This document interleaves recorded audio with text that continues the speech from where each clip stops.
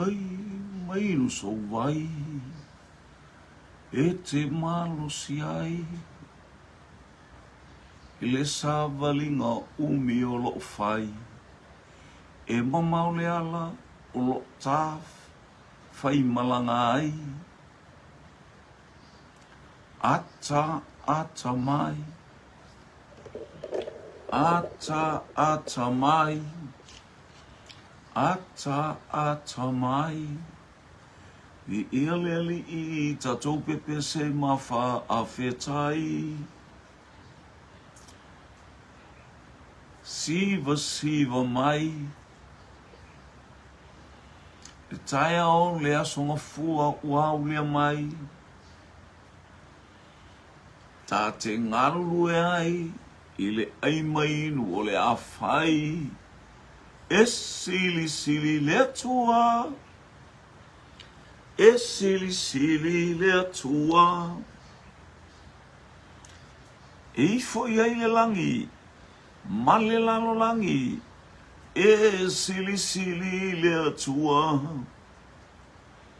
e sili le atua, e sili le atua, e ifo iai le langi, male lalo langi, e sili le atua.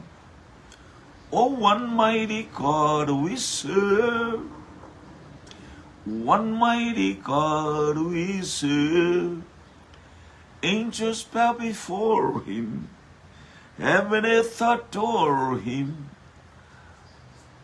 One mighty God we serve, one mighty God we serve, one mighty God we serve, angels bow before him, heaven earth adore him.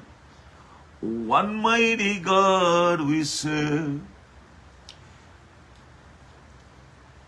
E sili le atua, e sili le atua, e ifo iai le langi, male lano langi, e sili le atua. Ia whaftaito mana ni vai ngole uli, ia lama lau fio, whaupoponga le polkalame lau whanau, ia masamato whasoa a wafo ile le vai engo vai tau mawhatanga o tangata ila le tiroa ia o lafo ile anganga. Hallelujah, ina ia iai pia le li i le taunga mali ia te i mato o lau a fionga le sulu i mato vai a o le malama lama i o mato wana whamuia lunga upenga te whailang. Sau so se mea ile mano le toto le tama i mamoe o Yesu Kirisu. Whaftai fo i mo le palasi o wanga. Hallelujah, o lo vai le fasusuina o le palapala. I whaapea fo i le palasi mai o le anganga pa ia i o mātou loto. Whalau te leina ma whaatupu te leina o mātou manatu ma o mātou mafaufong. I lau upuina ia tupu maola mo i mātou. Fo ili vi inga ia te oe le whatau wa ai o mātou tangata o no Yesu. Amene, amene. Ia moli le ngang whaftai si o tātou ainga wa pale mai lunga upenga ta whailangi. Ia le ngata fo ile o le atafa ma le tu o lo mwhai ana mua mai ai la tātou polo kalame. Hallelujah, na naiso tanga sia mani talofa. Fatalofa i tēne o mori o le awa, talofa atu ile.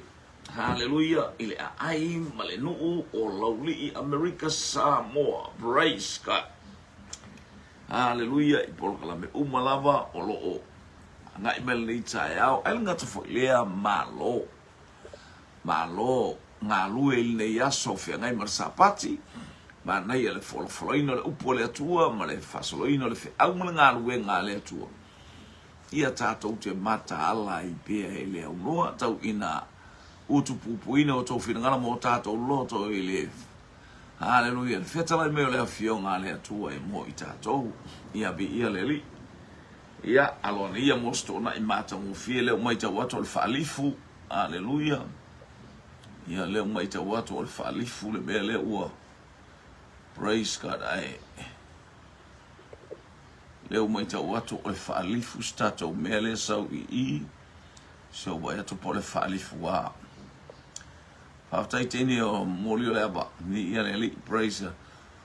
O ko anga ingi a inga whaalifu whai. Whalai moa maleota. Yummy. Praise God. Oka.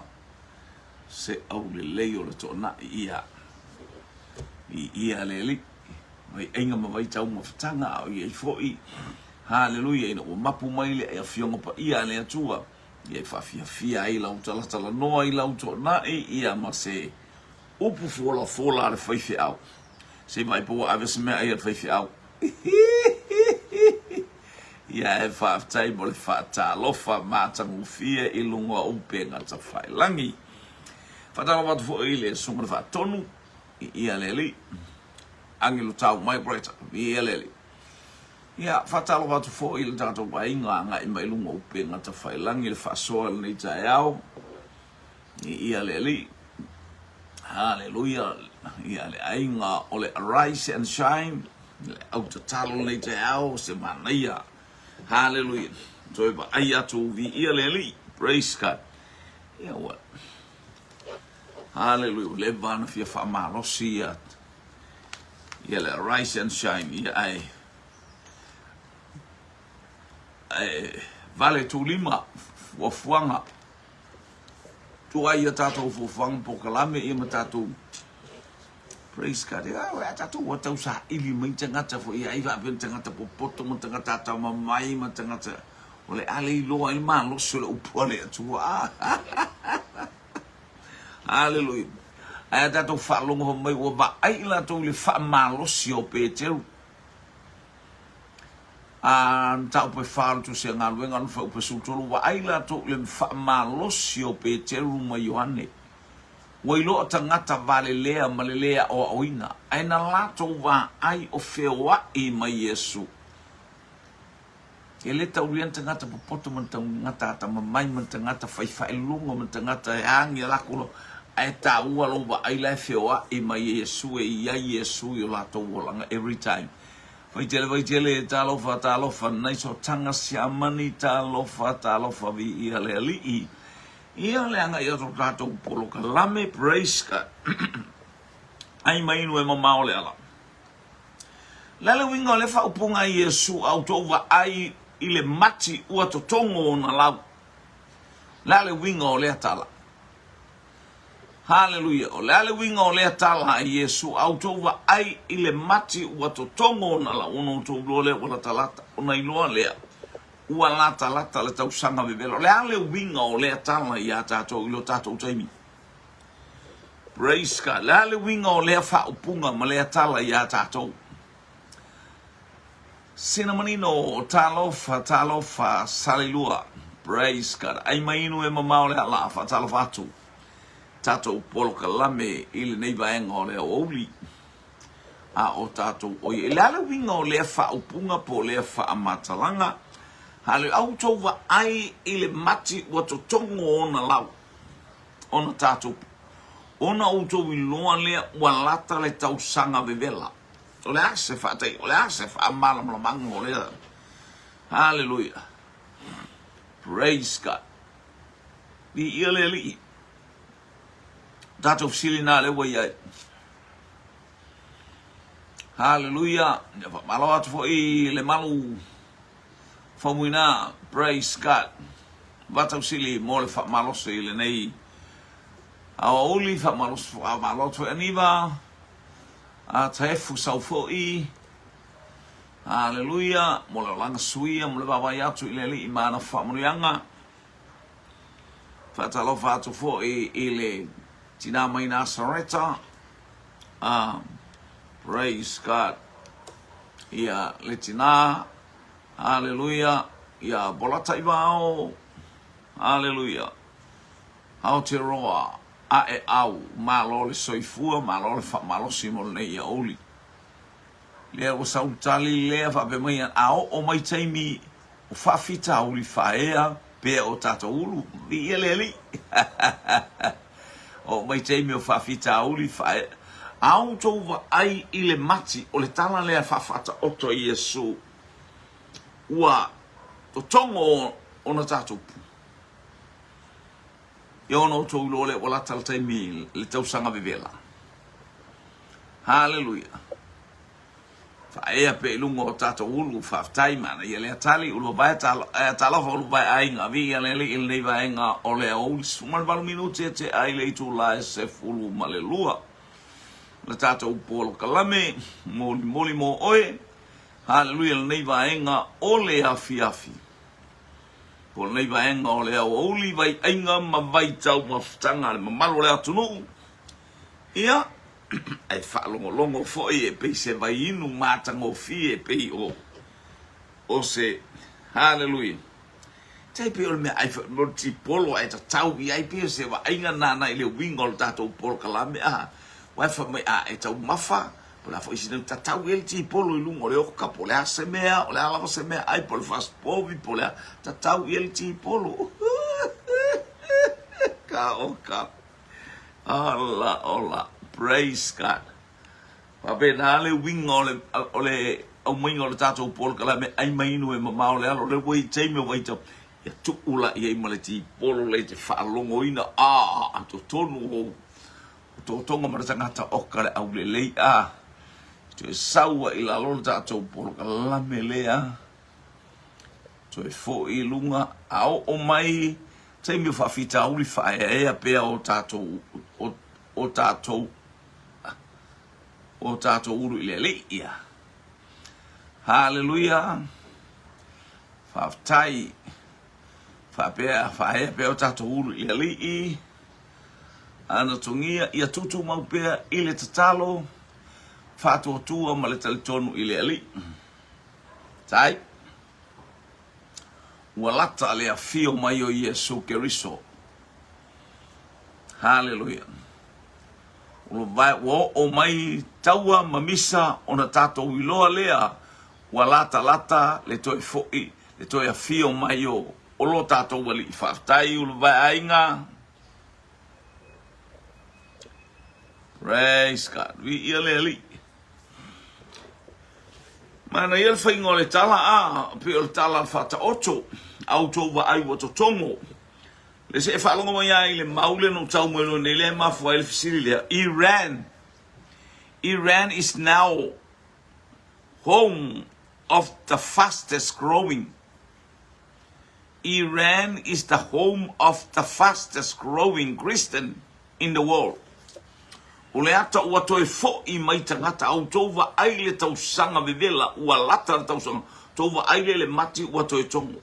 Au tova ai ua toe fo I mai Israelu tangata umalam ua fo I mai Ileali ua toe fo I mai Utaia ua toe fo I mai Israelu lo pae solo ile lalolang ua toe fo I mai I Jerusalema.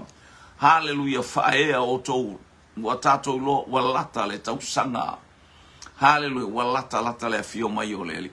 Dia ua tato wa aia fa mai Iran le ule tau sata o Persia yaso ia le a sina fasanga tau ia Israelu tangata ifo ia ala ifo ia Muhammad praise God yo tangata lana le le ua fa longo mai Iran is now home of the fastest growing Christians in the world. O Iran wa avea oni o se whaapotopotonga po ntangata Kerisiano le ua vave.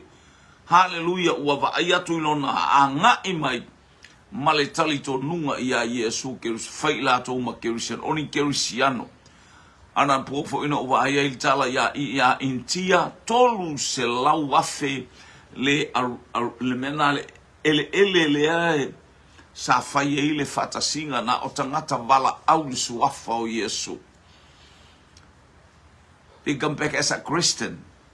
They receive Jesus as their personal Savior and Lord. Solomua lilo mayama talofa misa watekini talofa angale yatu le atua ile anga mai o sio tato.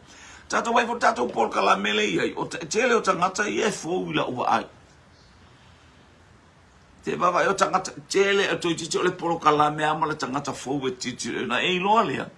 O le whanau le atua wa a ngai mai e ngā lulu e whaatasi o mai e vivi I le alii e le o se lotu, e le o se poto, e le o se atamai a o lo whalongo I le mea o lo o whetala I le nganga o le alii. Hallelujah, e le o se lotu, hallelujah, awa mai e tutu whaatasi ma wala au I le suafa o le alii. Tele tonu o Indonesia o ka le tele o I lato o e wala au le suafa o le alii. Tato wawai fo il poka la mele sa ultama I tile na a au. Tele tangata I te I ai. Pe a tau o le suafa o le alii ina wala au I le tama I titi. Le alii Jehovah God. You are Almighty God that saved me. Hallelujah. Ia e faola mai ia te au e fasao ina lona. Ina ia saili se lave ina molontina. Apolingia fia palangi to filau moe loa. Talofa. Vi ia leli talofa lava. Praise God. Hallelujah. Vi ia leli. Tangata o mai, tata wa tele o tangata wa na ia o tangata ia o tilo pe afa isa o lo ai. Le uso ia moe loa sama a onga le a onga fa ia onga. A lule fa ia onga iwa pule sai pipil te muli pe afa ila talata ila inga lean. Ia vi ele na ia inga na I wo sai mato o mai. Hallelujah e baba ai me ta mato wola fatas mana I tangata ela wa vai atu nai. O angai me pokala ai vai lo ainga wa mata tato ele oni fa inga lotu po fa se nga nungi ingo ia le kale se no ole ngo Yesu le kake fa polo kalame ai a ole fe au male na batu nei pa fe sili mo nei aso le tu inatu la le winga ole me ole fa ta oto Yesu auto va ile mati wa tongo wa tutupu ona tatupu. Hallelujah, mataulia matela au ai lo la watu tupu wa elo wala tau sanga bela o tuna elo la la mali sama e vai lo watongo ilunga ia la le mati ma ola mai man e fa penal tato ilo wala le toya fio mai o Yesu wa foi uma mai tangata fo I mai le petela o al Jerusalem petela o e fo I mai malo tali tonu malo ioe male loto fa mawalalo hallelujah fausia le malo keriso si tia le suafa o keriso bi ia le atua I lo wolanga ele leile atua patalo fatu ile anga email tene le mai manukau talo fasista fa alotane liu vi ia le anga le leile atua le tene le arise and shine vi ia le tosoli so ta ia prete frescap sau por kalame e sau sistemi falta ai mainu fa ata ia o ta ai mainu ai ku uisi me ngai ke mafofo ai o oil tangata ole ai mainu the total of that koi inga hallelujah of the elders long time ago in CCCCS Congregational Christian Church in Samoa yeah olo te lo ai lo tu a vi ele le tu a lo great grandfather or whatever hallelujah praise God tangata tu out ia vi ele li fa so ta ia preta fa mo le ba ia ese ava noa tu anel ta tini le ta tu anel ta het keole fa sa wo sana poka na tu ma uma te to lua Jesus fa le wo misia to ai wi me lo tini le tu na tu sa o ia te ia fisili lo matari ke le fisili na ia isi o fine le ia au te fa tale me o te la tu nei le afo e o te la tu le solulu io la le ta o tu la ngale o te la tu fa la velave te la tu il fa la velave e matto e fo I mai tasi la vai aso pele atos vai aso matto e fo I mai mi ia le atua ia ta total no ai ma fa nga o ta por kalame praise God sa o se si afarta por kalame ala to o se si afa sa oil aso lulu aso lua aso coffee au watu ile aso ya ta nga lulu fa ta si ia le o te loftele mo oil to fine bi ia le atua ya te oil tina le to fine tano arise and shine o le ngole mato o talo I samone o le arise and shine ia leo te addressing a koe o tau vi ia le li. Malofau pa a leti nā tatalo, hallelujah, mai monganui. O te alofa tele mo e tina vi ia le atua. Ia, praise God. Ole, o whena whai mua ia to langa ele ua maros. O whena whai mua ia he apero amolona whata whai taulanga. Ina sau apero amo I kanana o taunu umele nu o kanana o whele ele mua o kanana na whaua I apero amo le whata whai taulanga. Ai ave eila na taulanga ile atua pe tatalo ile atua malona lot of whaftai. O lana taulanga le ile atua. Hallelujah ono taita. Manu ia mai o ia mai ia taunu ele male nu upole a ai. Na ia fola mai ia te ia. Ai mai no. E mamao le ala fa malo atu le anga I mai o le aingo le atua ua tongo le bati. Ua toe tatupu le bati. Hallelujah. Ua so se tasi ua tato wa ai fa tasi le tele o fa moni anga le atua. So spokalame o ia I lungo le tato. Penga ta whailangi le ngata whailea. Te lo fo fa pe na fo il tele o na yo tato o solo o fa au penga ina I pol kalame lungo o penga ta o lungo le ea.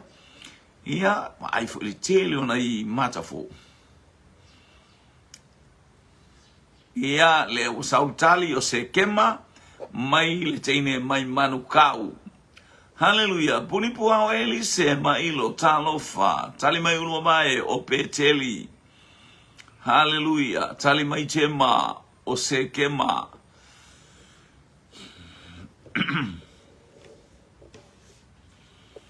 Ai mai inu e mamau le ala. Ia, alanga le leile atua fo ele. Angai mai o le upo le atua I tonu Amerika, I tonu Hawaii, I tonu o. Hallelujah, fola ina le savali le atua ili nei tae au I tonu fata faita ulanga I fia ma fai au nga ina le afiongo pa ia le atua. Fa manu ia lau fa longo. Ia le fa unga le atua tatou ta ofia I tasi pelua. Ai fai mea uma mo sevi inga o le atua.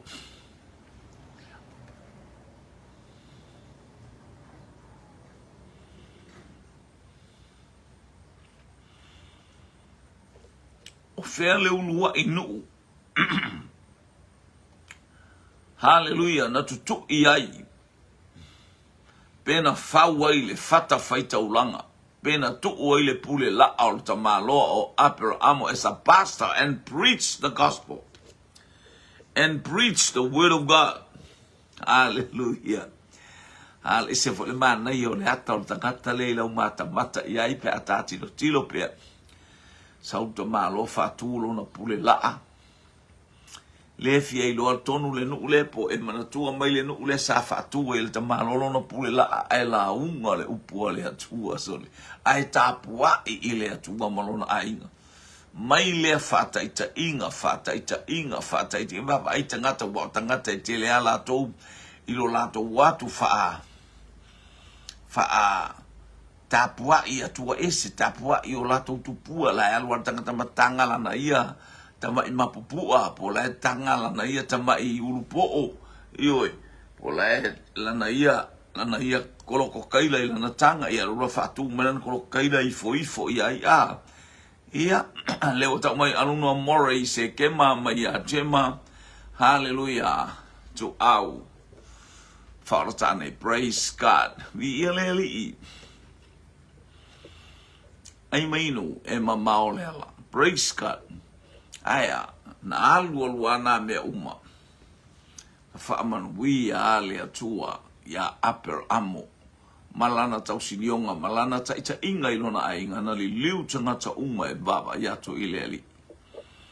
Ma e loa I mea uma sa whaia e aper amo o ile nuku sano nofo I sa lofa ngia I lato I sa heti, sa kanana, hallelujah.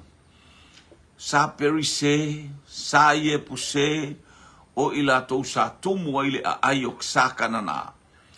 Aya sa lofa ngia I lato sa whai aper amo mali tien tato lele. Ia leo tali tato visili sa o le tali, whaaftai mo tali o se kema. Ile mata upe suma lua tusia kenese alon fai upu e ono male fitu ia nai tala noa mai nas fululua tusia kenese fai upe ono male fitu wa tau nuu ina ta maloa ala tu lo mal ta maloa ilea fa atua ia vai ila ia vai ala no le fa ku apela vai que le kango e fa ku so e fa ka fai kaulang haleluya abu fatu ta mai til fa ta fai taulanga wa pese ta mai til lotu ala te eva oi haleluya isi tangata na ole pinko ai mafu fau ia o le pakeki io ona pepa fa atumu o ai ko inga me pau ale ole me mafu fau ia imo me o tina mo le tele o tangata na o tupua mena ta ole tupua te le mafu fau ile atua hallelujah praise God te le vala au ile atua mo se manuia e uma oe aso so atu malau whanau a lo mana onga ia uma oe aso so atu e lau whanau e pinko uma oe aso sola lau kamakenge marako o lua o lesi ka ngaka whapea nai sau fia iau whata ita inga alu ile pinko mai mea tapua ia ai vai whata ita inga e apero amu whatu o le winga nā tala o whatu le whata whaitaulanga e apero amu ba ai elo na a inga te mine o whatu e ta muiti le whata whaitaulanga ara langa sasa e sisi fotonga po o mātu ai le lopo o whei ein mātu a lai pinko le ta māmal tina tele fo i pinko na ine yo atu o mu o sunu le whale tangata po ua mu le whale i pa u e o le tuli namu po ua masa ai ele karesimi o le mori fangu tala lilo ai le ilo e ta muiti ia le ali fo i atu oka tapa ai e o pe ama le luas fultau sanga o mawai ta whalongolongo i me sa tupu fo i New Zealand a lai o le unga li e whapena fo i Samoa nei sa tupu o le me whapea po se vai ngotula ele ma hallelujah na mu o ile io a lai pinko le unga li a ila whetangisi ila le whetangisi tali tato ofisili o se kema. Ia wa tali le tato ofisili o se kema. O le a aitonu ale na. Hallelujah na ifoto ele ai apero amo fatu fata ilunga maa. Fatu ilunga le fata faita ulanga mai le mamoe. Fasi ia faapusai le afi mea manongi matapua i atu ile atua. Vi ia le alii. Praise God. Ia ua tatou se e mai tatou fisili, tatou se e mai la le whianga inga fou. Tatou se e mai le whianga inga fou. Praise God. O whea lei tu o le lalolangi e ai kolonito ma ate nai. O whea lei tu o ai malo e ta uai tangata e o whea le me tu uai a malo. Praise God. Hallelujah. O mana yo lo ye jo inga ba engol history ma e lo ma o me o mala tu spa yo me o nga ye e lo ma maule me na alu ele tala inga yo fo tato loto. Taimi sa fa pau tanga to taimi o ta o no ese aya le fa pe ai ele os. Ele se yutai ele se Samaria ele se ele ni fa pe na le tala por esa o tasi tato wile ali. Hallelujah. Di ele tua. Praise God. O fea o le lalolangi ia inu unei. Po fea le kontineta ia inu unei. Mana ia le kontineta. Fea le kontineta ia inu unei Atenai, Eleni, Tesalonia, Makedonia. Ia. Paunu ia le tua i lau sa ilinga. Hallelujah. Praise God. Tatou te va aia i le anga ia tu pea le te tilo al watu le va au Paulo. Hallelujah tau ile nu ba tu savali atu ile ai oka talo fae. Praise tau ba ai atu ise fale anga le fain fa afe la to leo tale mai jema tale mai ia sister to au liu o Eleni ne o tale tato sili tale mo mua fa mai ole o Eleni tai. Praise God. Fete maua ia inu nei. Ia leo tali mai tene mai le moli le amba. haleluia, o Europa, hia, to e tali mai foi o Asia, ia sa o ava o ui e buge haleluia. E ba haleluia, to e sauchema kontinenta o Europa. Ulu mai ainga Europa, ai mai no e mamao le ala. Haleluia, Antongia Europa, to e saulisi anatongia, ole Antongia la le o tutuila America, o ile Antongia le mua mai, ole vainu, o telefone ole vainu, ale Antongia le walona lua mai, ole teine ole molio le ava, ole atu Asia.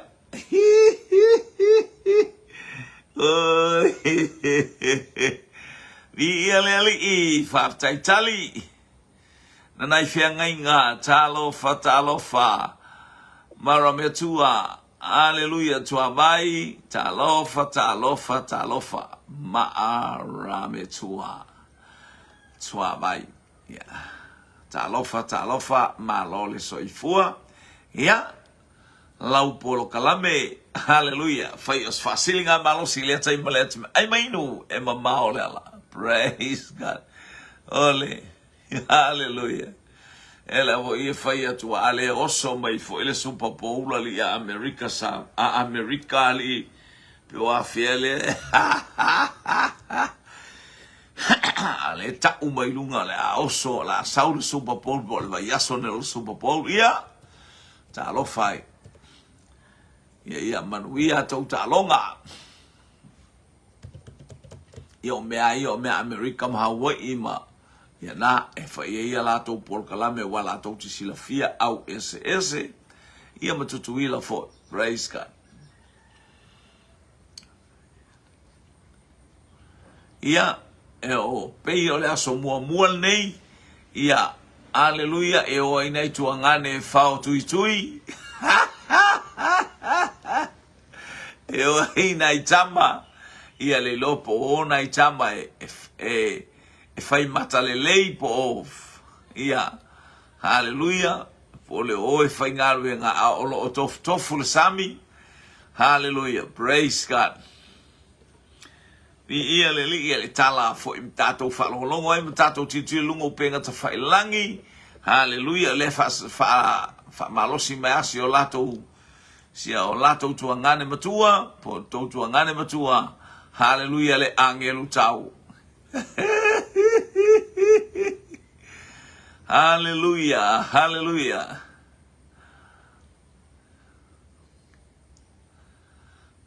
Oh, ia le o tau mai o le supa vai le mana ia o le tatou te ilo e tangata fo I le o ana so le va pe tai te le ta alo la kapia li. Ia le. E ia si o nis tono o Alaska. Hallelujah. Te iwa uwa aia tu isiana tama o la ka alo la ka piso le ale maa losi o ka mai ki fa pe o sole. Le tau su e sao miliona le fai ele matau fare sali ale se iwa wa aia kurkalo. A ele leile atua I tai miu mona I alo mawhanau ana I tangata I Amerika ma. So sa tafala langi o fai ta longa o lo whamanuia I la tau ia la tau wa o onga I wha so solo tua I ta longa. Ia ua vefo yo se awala e whanau ma I se eleni matupe e whai ma ngalu e ma whai ma whamomoli ia e whai fo I ma manuia o a inga. Tai tasi whamanuia le tua awa ngai mai le ainga. Hallelujah, praise God. Ia le o saur supo e eleni mai mangele o na naifia ngai ngā.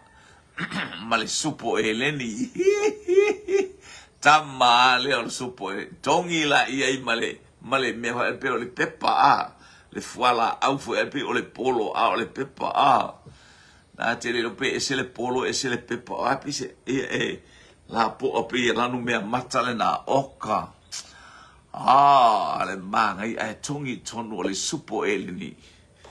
Ai mai no e mamao le ala o hanga iato tato ofisili, wa tali le tato ofisili, hallelujah, wa umana tali le ofisili, ale wa tali le tato ofisili le na hanga iato, hallelujah, ya praise God, I Europa o Europa la po eleni o ina o nu uma eleni e iai nu uia o Makedonia, te Salonia, Filipi, e iai fo i male nu o Atenai, iai fo i male a aile o Koronito, nisi o aiolo o maua mai le malanga le apostolo, vi ia le li, haleluia, o fo i Roma, aila vela i le kontineta o Europa, whaftai a esole.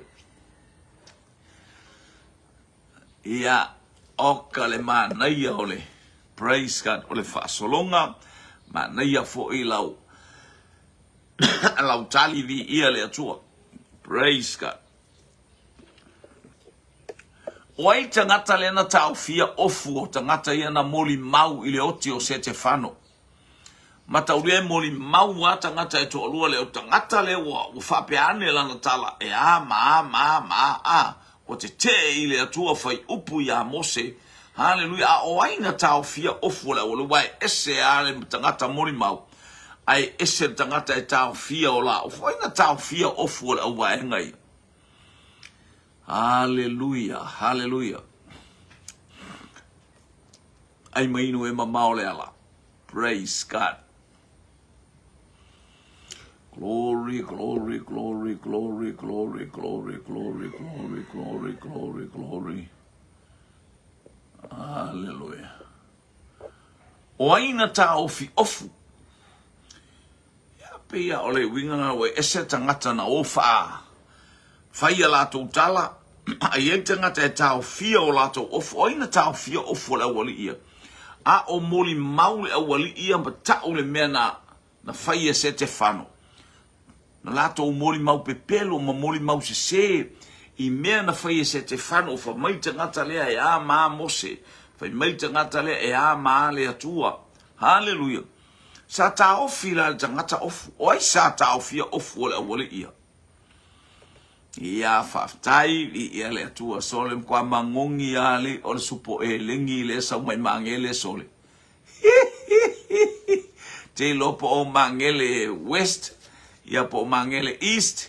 Hallelujah, whaftai mo le supo. Hallelujah. Wai pe tele ina tatala le ele o mangele le anga ile west mo le anga ile east. Ia ai mainu e mamao le ala. Pe ole mangele west ia lea yalu ia ngai ole airport. Hallelujah. Ia ole mangele east lea sawa ia ngai i Miromoa. Hallelujah. Sole. Praise God. Manu ia Samonei i lea ngai atolo tato upolo kalame i lau whanua lo watunu u Samoa. Palasina i timunga i aile o se mea e whaapopole i nai. E se fo i ala o whamanu yanga le atua, ia au mai fo i timu se i whaasusu le ele, ia au wā fo i ia mea toto, ia vi ia le ali.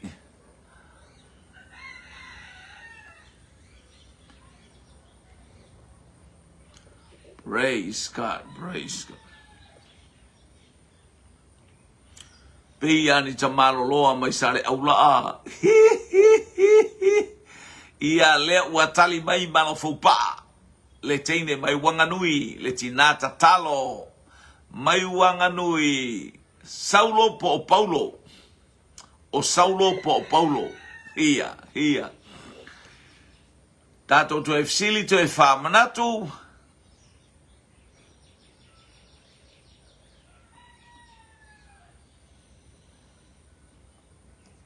Ia, o tato whatonu, o lo oi mangele nei, mangele west, ia, mangele west tato whatonu, i nai le umiana palasi mai le lalo le awala o le, o Mercy Road, la kawa, la aelunga le preach, o sau lalama le preach, la e alua i Miromoa, sau la i te lato e afe mai loa le anga i tonu e sau anga i tele a sau e no fo le whatonu, ai whailo na ofisa, i o tahuhu.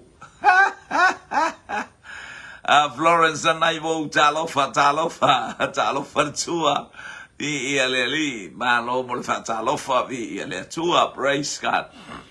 Hallelujah. Tato fisili olo ia ipea o aile ta maloa o aile ta ngata na tuma ofu sa ta ofi ofu. Ta ofi ofu ta ngata sa moli mau ia fasioti. ia stoi ina o se te whano. Ile taimi na fasioti ai se te whano. A o ai, na ese tangata na moli maua, tala se winga ia se te whano. Ai sa tūru tangata mata ofi ofu o awali o le tū maleanga e masani ai. A tū mata ofi ofu, lona winga fo o seisi fo i tangata, iai fo i lona wha mo e sa o le lei mea lai whai e la wali la. O ai le tangata lea, tasil tātou tali le ua ngai mai. Tasil tātou tali lea ua ngai mai. Hallelujah, hallelujah, praise God, praise God. Na ora tātou tali maole me sa wanga nui. Hallelujah. Yeah, le alu atu wanga nui. Yeah, le wa taulo wa pe wa alu le wa le pe. Pe on Highway 5 e aluanga e Pretoria.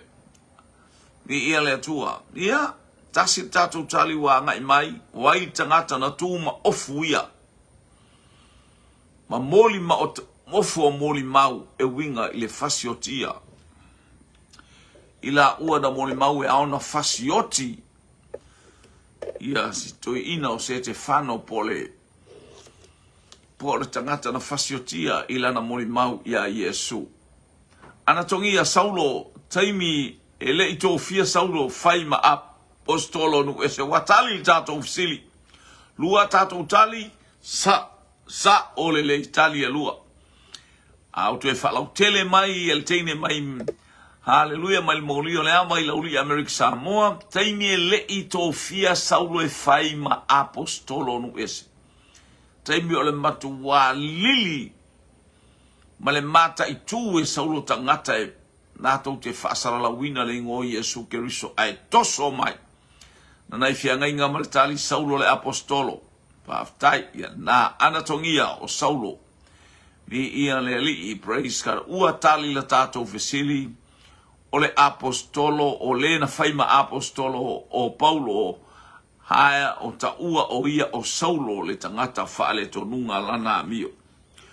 O le ato finga na tū ai se te whano, o le ato finga o se te whano, na whai eila na mori maule malona whamatala ina le tuspa ia, malona fola ina le tuspa ia, ai fasioti loa matau ai ele nu.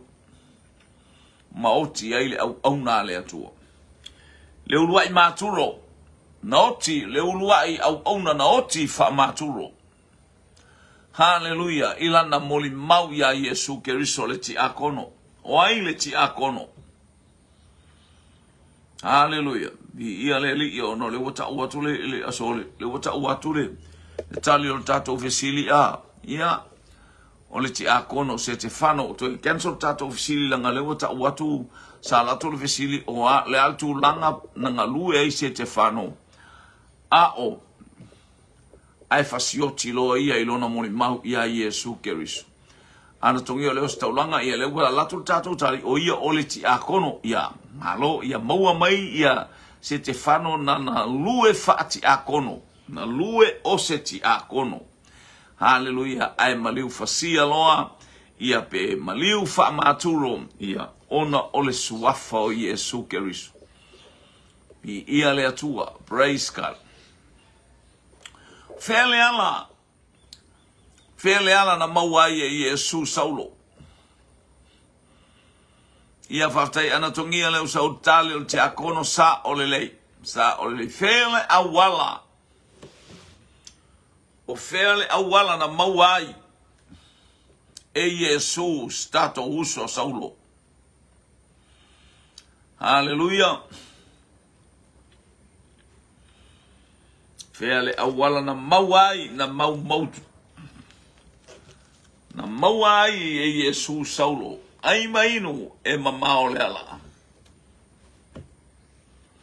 Ia whaftai na wtongi. Ia whaftai. Hallelujah. O whele ala na maua i Yesu Saulo.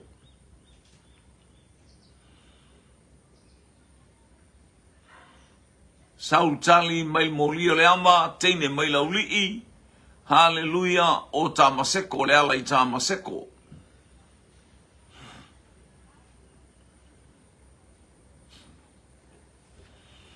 o le ala I Tamaseko. Na nai whiangainga ala I Tamaseko.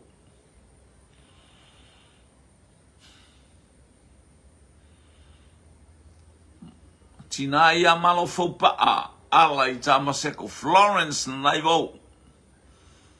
O le ala I Tamaseko.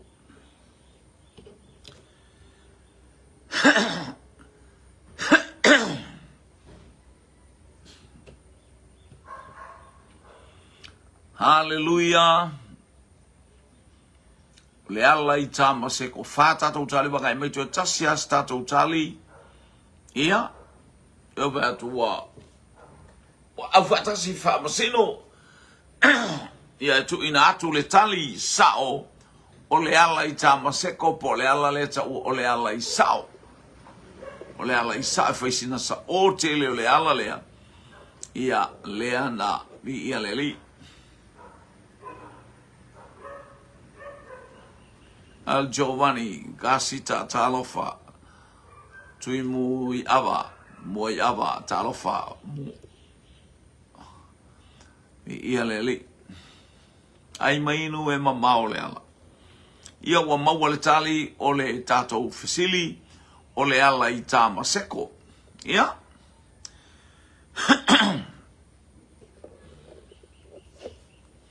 Wa Sofia saulo e le anganga le anga. Fatalofa tu le ainga mai Nasareta talofa. Polata ibao I ia le li I male ainga. Hallelujah. Praise God. Hallelujah. Tato ofsili. Te lo tato to ofsili fo ile la anga ia tu nei vai ngole uli fa mnia le tu ia te oi. A o tato ia ilunga le tato. Polo kalame ole nei ia fiafi. Ia il fa moe ole ta ole. Lima ngai le ono na nei le fiafi ia e anga ia tu ile tato polo kalame ole taulanga fiafi. Praise God. Oile fo mai. Oile fo mai. Hallelujah. Wa maua saulo e le nganga le anga. A oile fo mai na malolo ai saulo. Oile fo mai na malolo ai saulo. Hallelujah. Oile fo mai na malolo ai saulo.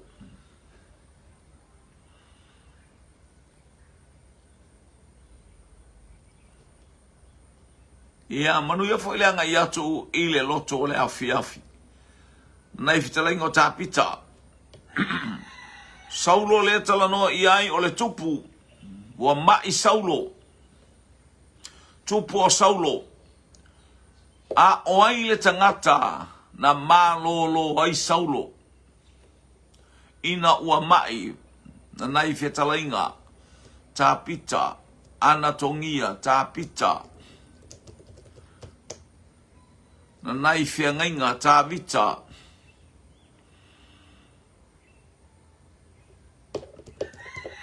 O aile fō mai. Ai whawhewhea fōi o na whai lana fōfō. Hallelujah. Ia leo tali mai ana. Ia lei. Na whawhewhea o na whai lana fōfō. Hallelujah. Su e se fofo mai, sau le fo mai, a le a fo i le whainga o le fofo, po le ala na baila au na au mai. Po ni Panadol, ia po ni Alupino, ia o tele i to inga fuala au whapena, o le ale i to inga fuala au na sau maia. Tani elu le ati o talofa, teia au o tabita. Fa fian fai fo lea fa mole te ia au. Nasareta fa fian fai fo lea. Florence Nanai. Hallelujah. Hallelujah. Mai te ia au o le fo mai o tavita. Pena fa pe feo na faila na fo. Ele ngata o fo mai. A o le ale fofo na sauma le fo mai. ia lea ua to tali mai teine lea molia lea va o tavita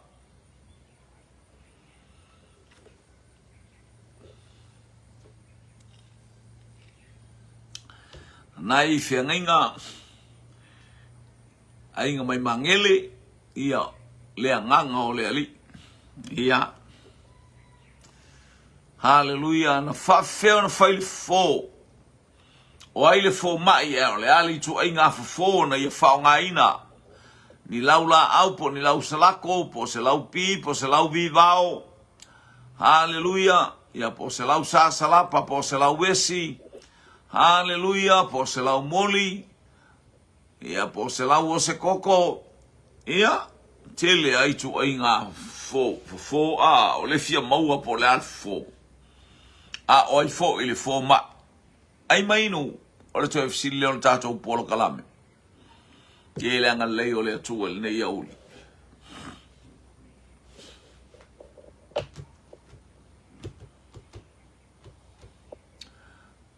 malo fo pa tale ki taro ma pese oi sole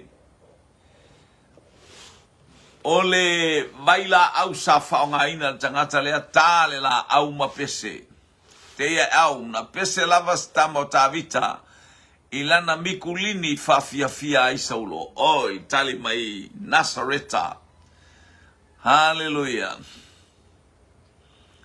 Florence anai o tavita